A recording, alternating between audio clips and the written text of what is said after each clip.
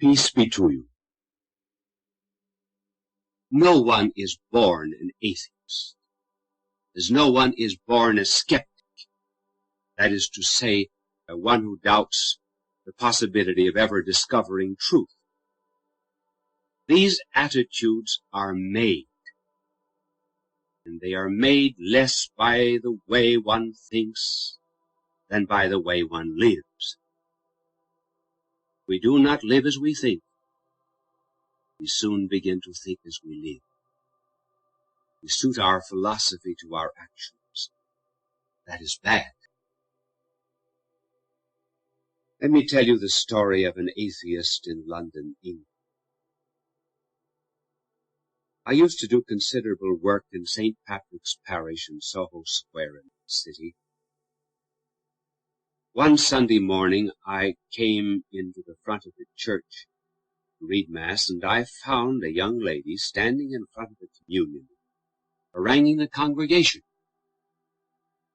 She was saying to the congregation, "There is no God. There is too much evil in the world. Reason cannot transcend sense. It is impossible to conclude to his existence. Every night," she said, "I go out to Hyde Park. I talk against God. I circulate England, Scotland, and Wales with pamphlets denouncing a belief in the existence of God." And on she went. By that time, I was up to the communion rail. I said to her, "Young lady, I'm very happy to hear that you say you believe in the existence of God." She said, "You silly fool, I don't." I said, "I understood you to say just the contrary. Suppose," I said, "that I went out every night to Hyde Park and talked against 20-footed ghosts and 10 centaurs. Suppose I circulated England, Scotland, and Wales, denouncing a belief in these ghosts and in their centaurs. What would happen to me?" She said, "You would be crazy. They would lock you up." Well, I said, "Do you not put God in exactly the same category as these fantasies of the imagination, namely ghosts and centaurs? Why then would I be crazy attacking ghosts and centaurs, and you are not crazy attacking God?" She said, "I don't know. Why?" I said, "Because when I attack these phantoms of the imagination, I am attacking something that is unreal. When you attack God, you are attacking something just as real as the thrust of a sword or an embrace." You think I said that we would have any such thing in the world as prohibition unless there was something to prohibit? Could there ever be anti-cigarette laws unless there were cigarettes? How can there be atheism unless there is something to atheate? She said, "I hate you." Well, I said, "Now you've given the answer. Atheism is not a doctrine, it is a cry of wrath." There are indeed two kinds of atheists. There are simple persons who have read a smattering of science, and they conclude probably that there is no God. But the other type of atheist is that type that might be called militant, such as the communists. They really do not deny the existence of God. They challenge God. It is the very reality of God saves them from insanity. It is the reality of God that gives them a real object against which they may vent.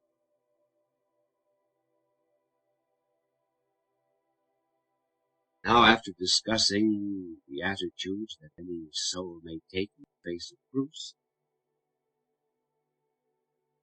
we will investigate the knowledge of First of all, how does God know?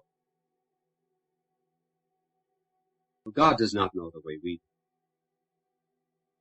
We know by looking at things. God knows by looking at himself. We can get a faint idea of the way God knows from an architect. Before an architect puts up a building, he can tell you if he is the designer. The size of the building, its dimension, the location of each room, its height, the number of elevators it will have, and so forth. How does he know all of this before the building is built? Because he is the designer of the becoming of the building. Now, God is a cause, too. God is not just the cause of the becoming of the universe. He's the cause of the very being of the universe. And just as an architect needs only look into his own mind to understand something of the nature of that which he has designed, as a poet knows his verses in his own mind, so God knows all things by looking at himself. He does not need to wait for you to turn a corner before he knows that you're doing so. He does not see little boys putting their fingers into the cookie jar and conclude they're stealing. Everything is naked and open to the eyes of God. For example, he does not just look down at a debutante at a coming-out party and then be on tender hooks for the next 5 years, wondering if she's going to find a man. There is no future in God. There is no past. There is only the present. We can get a faint idea of what this knowledge is from an example of this kind. Suppose you walked through a cemetery in which you saw a succession of gravestones belonging to the same family. As you walked along slowly, you saw written on the first gravestone the inscription, Ezekiel Hingenbottom, died 1938. Then you walked a little further, and you saw another tombstone reading, Hiram Hingenbottom, died 1903. A few steps more, Nahum Hingenbottom, died in 1883. And then still further on, Reginald Hingenbottom, died in 1861. These tombstones would indicate a succession of events that happened in space and time. Now suppose you flew over that cemetery in a plane. Then you would see all at once. And that is how history must look to one who is outside of time. Another example may make clear the knowledge of God. Imagine you were looking at a motion picture reel. This motion picture reel has the full story or drama unwritten on every single inch. Suppose the motion picture reel were conscious. If it were, it would know the whole story. But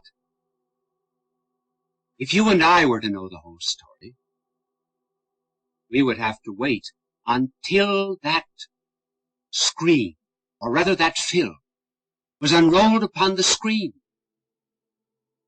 We would only know successively what the reel knows all at once. That is the way it is with God. Now coming a little more closer to that knowledge, because God knows all things, because he is creator, it follows that every single thing in the world is made according to an idea or a pattern existing in the divine mind. Look round about you. See a bridge, a statue, a painting,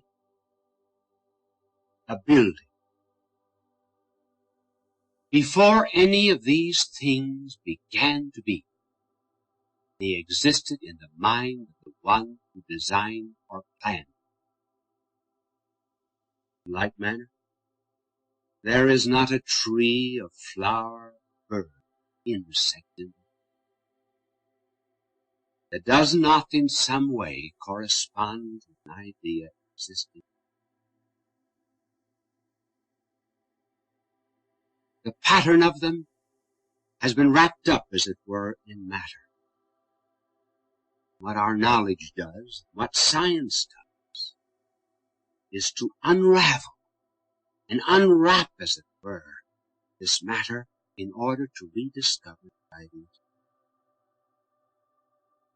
And it's because God put his ideas or patterns in things that we are assured of the rationality and purposiveness of the cosmos.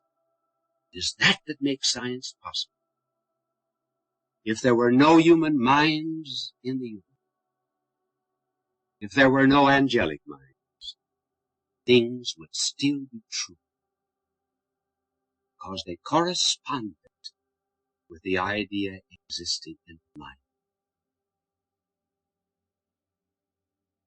Naturally, we cannot bring up a subject like the knowledge of God without meeting certain difficulties. One of the most obvious ones is, well, if God knows all things, he knows then what is going to happen to every single soul in the world. He knows, for example, whether I am going to be saved or I am going to be lost. Therefore, I am predetermined.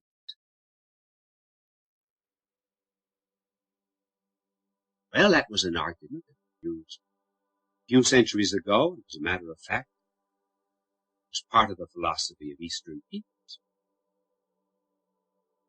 Now, in order to understand the knowledge of God, we must make a distinction between foreknowledge and predetermination.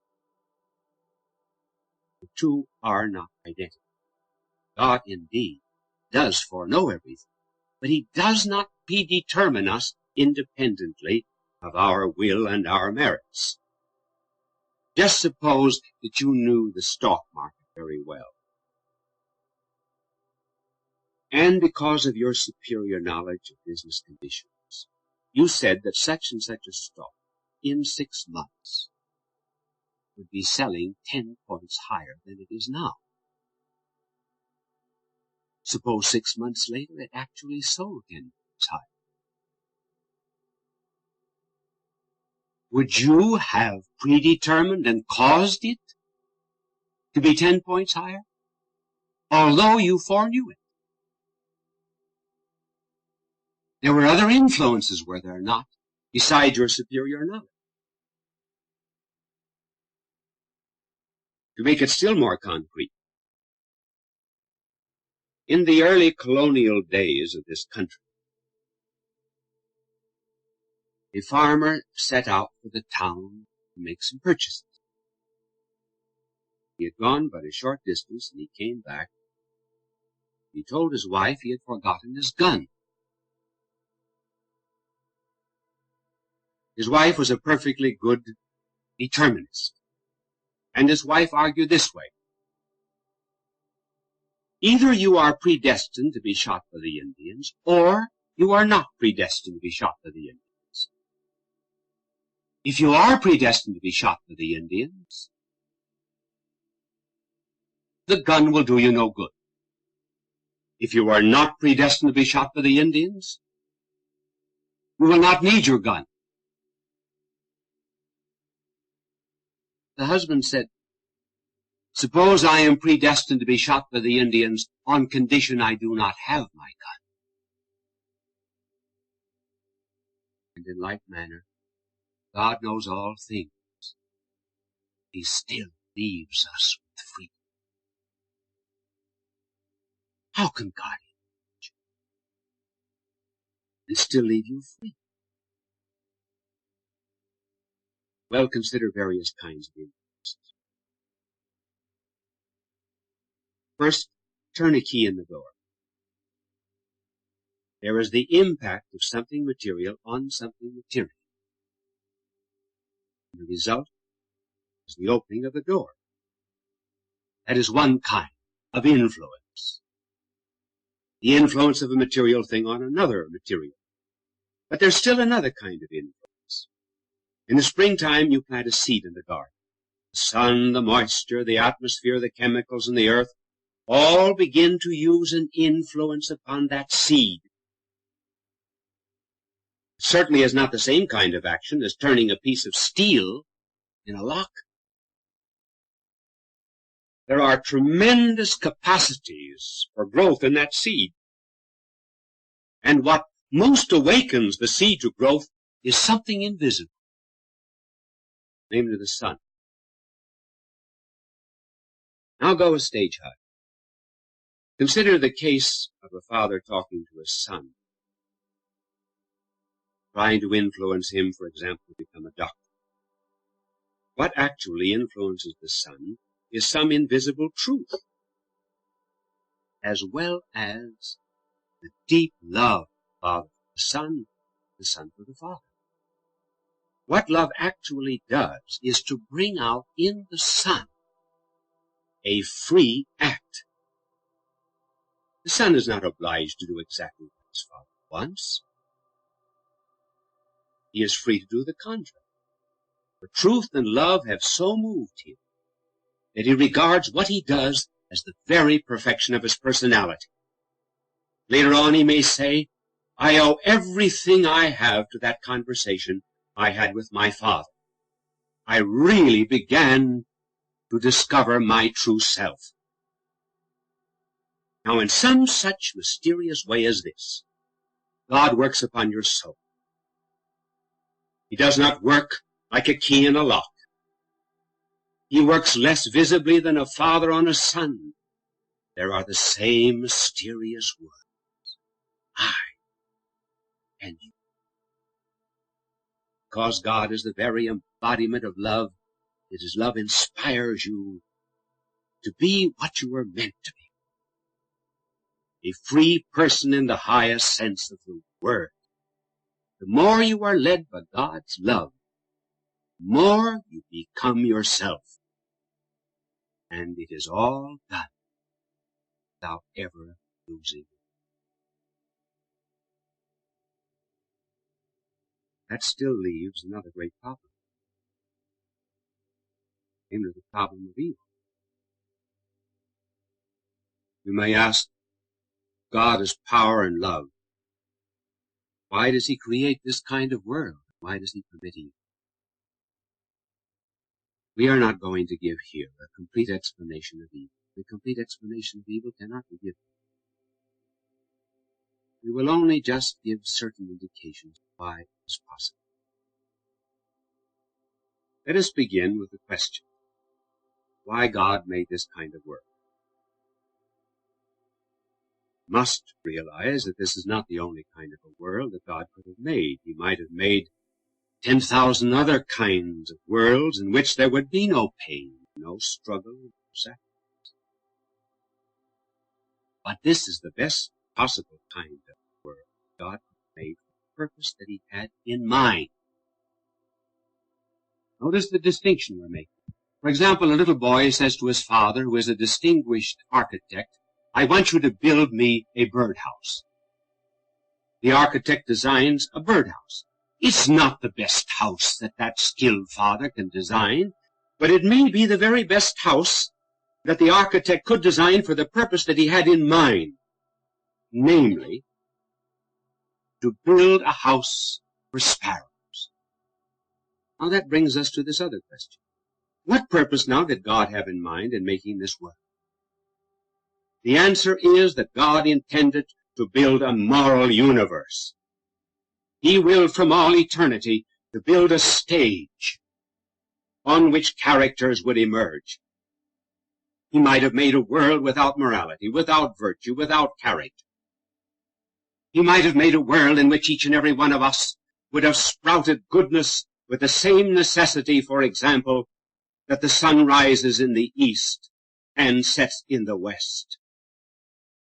But he chose not to make that kind of a world. Not to make a world in which we would be good as fire is hot and ice is cold. He willed to make a moral universe, in order that by the right use of the gift of freedom, characters might emerge. What does God care for things piled into an infinity of space, even though they be diamonds? For if all the orbits of heaven were as so many jewels, glittering as the sun, what would their external but undisturbed balance mean to him in comparison? The single character, which could take hold of the tangled skeins of a seemingly wrecked and ruined life, and weave out of them the beautiful tapestry of saintliness and holiness. The choice before God in creating the world, therefore, lay between creating a purely mechanical universe, peopled by mere automaton machines, or creating a spiritual universe in which there would be a choice of good and evil. All right, grant it then that God chose to make a moral universe in which there would be character. What was the condition of such a universe? He had to make us free. That is to say, he had to endow us with power to say yes and no, to be captains of our own fate and destiny. Morality implies responsibility and duty, but these can exist only on condition of freedom. Stones have no morals because they are not free. We do not condemn ice because it is melted by heat. Praise and blame can be bestowed only on those who are masters of their own will.